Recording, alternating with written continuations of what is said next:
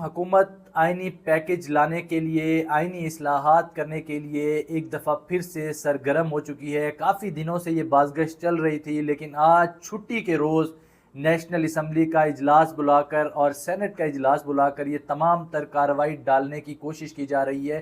کل رات سے مولانا کے گھر تمام لوگوں کی بیٹھک چلتی رہی، لمحہ بلمحہ، گاہے بگاہے، کبھی اپوزیشن کبھی حکومتی ارکان جو تھے وہ مولانا سے ملاقات کرنے کے لیے آتے رہے۔ مولانا سیاست میں بلا شبہ مولانا کا پلڑا بھاری ہے اور تمام لوگ مولانا کے بغیر کوئی سٹیپ لینے سے کتراتے ہیں۔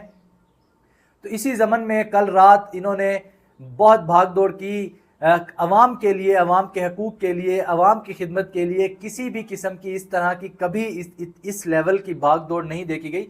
بانی پاکستان تحریک انصاف عمران خان کا اڈیالہ جیل سے پیغام۔ عمران خان نے کہا کہ قابض مافیا اور اس کے ہینڈلرز ملکی مفاد سے قطع نظر صرف اپنی بقا کی جنگ لڑ رہے ہیں۔ عدلیہ کی آزادی پر حملہ بھی اسی سلسلے کی ایک کڑی ہے۔ ملک میں تمام اداروں کو تباہ کر دیا گیا ہے۔ ایک سپریم کورٹ بچا ہے جو قوم کی آخری امید اور سہارا ہے۔ قوم کی اس آخری امید کو آئینی ترمیم کے ذریعے ختم کرنے کی کوشش کی جا رہی ہے اور ایک مرتبہ پھر من پسند شخص کو ایکسٹینشن دینے کے لیے پورے ادارے اور ملک کے نظام کو داؤ پر لگایا جا رہا ہے۔ انسانی حقوق کی خلاف ورزیوں اور انتخابی فراڈ کی شفاف تحقیقات سے بچ نکلنے کے لیے آئینی ترمیم کے ذریعے قاضی فائز عیسیٰ کو لانے کی کوشش کی جا رہی ہے۔ 20 سے کم سیٹیں جیتنے والی نون لیگ عدلیہ پر بالکل اسی طرز کا حملہ کرنے کی تیاری کر رہی ہے جس طرح مسلم لیگ نون کی حکومت نے 1997 میں ڈنڈوں سے سپریم کورٹ پر حملہ کر دیا تھا۔ فرق صرف یہ ہے کہ اب کی بار حملہ عدلیہ کے اختیارات سلب کر کے کیا جا رہا ہے۔ لیکن میں ایک بات واضح کرنا چاہتا ہوں کہ پوری قوم عدلیہ کے پیچھے کھڑی ہے۔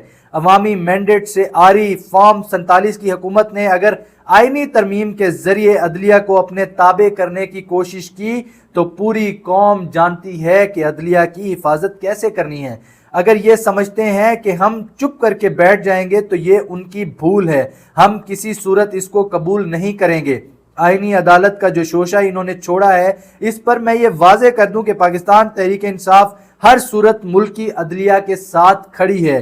ہم ملک میں بھرپور احتجاج کی کال دیں گے، یہ عمران خان کا کہنا تھا۔ اور دوسرا انہوں نے کہا کہ مجھ پر حمود الرحمان کمیشن رپورٹ کی ٹویٹ کی FIR کاٹ دی گئی ہے، تو ساتھ میں ان کو یہ چاہیے کہ یہ حمود الرحمان کمیشن رپورٹ بھی قوم کو پڑھ کر سنا دیں۔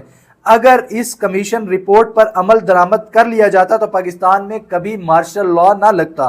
اس وقت بھی ملک میں غیر اعلانیہ مارشل لاء نافذ ہے۔ نون لیگ اور پیپلز پارٹی پارلیمانی سیاست نہیں بلکہ کٹ پتلیوں کی طرح چند اشخاص کے اشاروں پر